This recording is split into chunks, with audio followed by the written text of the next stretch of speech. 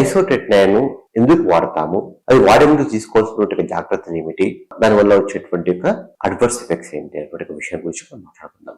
ఐసోట్రెటినైన్ అనేటువంటి టాబ్లెట్ ని ముఖ్యంగా మొటిమలు ఉన్నటువంటి వాళ్ళలో అధికంగా వాడుతూ ఉంటాం. సో ఈ ఐసోట్రెటినైన్ ముఖ్యంగా గ్రేడ్ 3, గ్రేడ్ 4 ఉన్నటువంటి వాళ్ళలో, అంటే ముఖం పైన చాలా చాలా గడ్డల మాదిరిగా ఉన్నటువంటి వాళ్ళలో, చీంపొక్కులు, సిస్టులు ఫామ్ చేసినటువంటి వాళ్ళ లోపల ఈ ఐసోట్రెటినైన్ అధికంగా వాడుతూ ఉంటాం. ముఖం పైనే కాకుండా ఈ వెనక భాగంలో కానీ, షోల్డర్స్ మీద కానీ ఈ పింపుల్స్ వచ్చినప్పుడు ఈ టాబ్లెట్ అనేటువంటిది వాడుతూ ఉంటాం. దీన్ని జనరల్ గా లో డోస్ లో ఇస్తాం, హై డోస్ లో ఇస్తాం. అంటే 0.5 to 2 mg per kg body weight ప్రకారంగా ఇస్తూ ఉంటాం. ఇట్ ఈస్ స్ట్రెచ్ ఒక 6 months ఇస్తాం అనమాట. ఎందుకంటే ఇది మన యొక్క బ్లడ్ లో దాని యొక్క క్యూములేటివ్ డోస్ అక్యూములేట్ అయినప్పుడు అది చాలా బాగా పనిచేస్తూ ఉంటుంది. అది ఎక్కువ కాలం కూడా దాని యొక్క ఎఫెక్ట్స్ ఉండేటువంటి అవకాశాలు ఉంటాయి. మళ్ళీ పింపుల్స్ వచ్చేటువంటి ఎఫెక్ట్స్ కూడా తగ్గిపోతూ ఉంటాయి అనమాట. ఈ యొక్క టాబ్లెట్ స్టార్ట్ చేసిన తర్వాత ఈ యొక్క టాబ్లెట్ వర్క్ అవడానికి కనీసం ఒక 1 month to 2 months పడుతూ ఉంటుంది.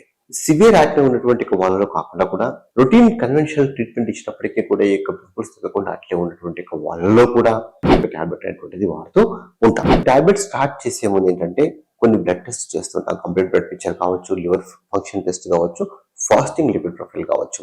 ఇవి చాలా ఇంపార్టెంట్. ఎందుకంటే ఈ యొక్క టాబ్లెట్ వల్ల కొన్నిసార్లు ఈ యొక్క ట్రైగ్లిజరైడ్స్ పెరిగేటువంటి అవకాశం ఉంటుంది కనుక ఈ యొక్క బేస్ లైన్ లోపలనే ఫాస్టింగ్ లిపిడ్ ప్రొఫైల్ అంటే బాడీలో కొలెస్ట్రాల్ ఎంత ఉంది, ట్రైగ్లిజరైడ్స్ ఎంత ఉంది అనేటువంటి విషయాన్ని ముందే తెలుసుకుంటాం. ఈ యొక్క టాబ్లెట్ ని ఈవినింగ్ టైం లోపల అంటే డిన్నర్ తర్వాత ఇస్తూ ఉంటాం. ఈ కొన్నిసార్లు మీల్ తీసుకున్న తర్వాత ఇస్తే దీని యొక్క అబ్జార్ప్షన్ అధికంగా ఉంటుందని చెప్తూ ఉంటాం. ఈ యొక్క టాబ్లెట్ తీసుకునే ముందు కొన్ని జాగ్రత్తలు తీసుకోవాలి. ఎందుకంటే టాబ్లెట్ తీసుకునేటప్పుడు మీరు ఎట్టి పరిస్థితుల లోపల కొన్ని రకాలైనటువంటి యాంటీబయాటిక్స్ ఉంటాయి. మొక్కల కోసం ఉండేటువంటి యాంటీబయాటిక్స్, డాక్సిసైక్లిన్ కానీ, టెట్రాసైక్లిన్ కానీ, మినోసైక్లిన్ కానీ, లైమిసైక్లిన్ కానీ ఈ యొక్క టాబ్లెట్ తో పాటు వాడకూడదు. అంతేకాకుండా వైటమిన్ ఏ టాబ్లెట్లు కూడా ఈ యొక్క టాబ్లెట్ తో పాటు వాడకూడదు. ముఖ్యంగా మల్టీవిటమిన్ లో ఒకవేళ వైటమిన్ ఏ ఉంటే జాగ్రత్తగా ఉండాలి. ఇంకేమైనా మీకు కొన్ని సైకలాజికల్ ప్రాబ్లమ్స్ ఏమైనా ఉన్నప్పుడు కూడా ముందుకు ఈ యొక్క టాబ్లెట్ కొంచెం జాగ్రత్తగా వాడాల్సిన అవసరం వస్తుంది. ఈ యొక్క టాబ్లెట్ వల్ల కొన్నిసార్లు మూడ్ చేంజెస్ వచ్చేటువంటి అవకాశాలు ఉంటాయి, డిప్రెషన్స్ వచ్చేటువంటి అవకాశాలు ఉంటాయి కనుక ఈ యొక్క విషయాన్ని మనం డాక్టర్ గారికి వివరించాలి. టాబ్లెట్ తీసుకునేటప్పుడు ఎట్టి పరిస్థితుల లోపల ప్రెగ్నెన్సీ టాబ్లెట్ అనేటువంటిది ఇవ్వం.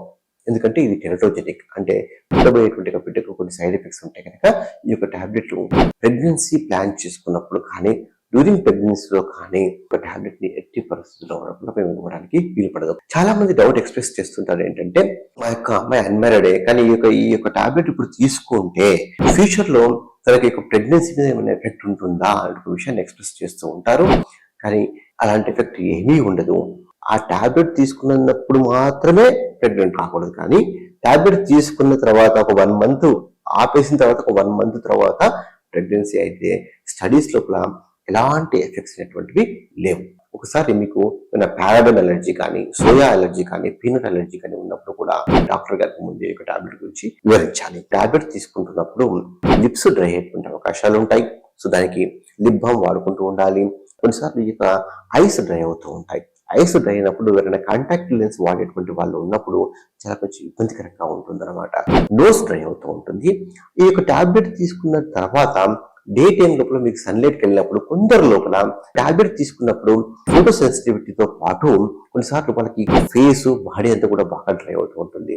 టాబ్లెట్ వల్ల సన్ సెన్సిటివిటీ ఉన్నప్పుడు మాత్రం మార్నింగ్ టైం లోపల నాన్ కొమోడోజెనిక్ సన్ స్క్రీన్ అనేవి ఉంటాయి. ఆ యొక్క సన్ స్క్రీన్స్ మాత్రమే వాడుకోవాలి. వాడుకుంటే ఆ యొక్క సన్ స్క్రీన్స్ వల్ల మనకి పింపుల్స్ పెరిగేటువంటి అవకాశం ఉండదు. హెయిర్ గ్లాస్ కూడా కంప్లైంట్ చేస్తూ ఉంటారు.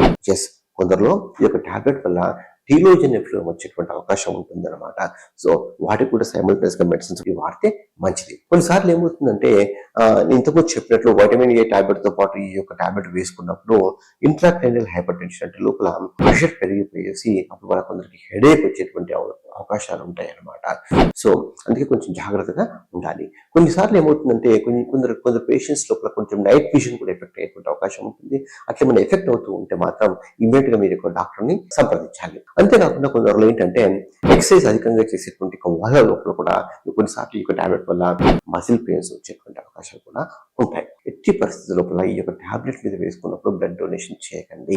ఈ టాబ్లెట్ ఆపేసిన తర్వాత కూడా ఒక 1 month వరకు బ్లడ్ డొనేషన్ అటువంటిది చేయకూడదు.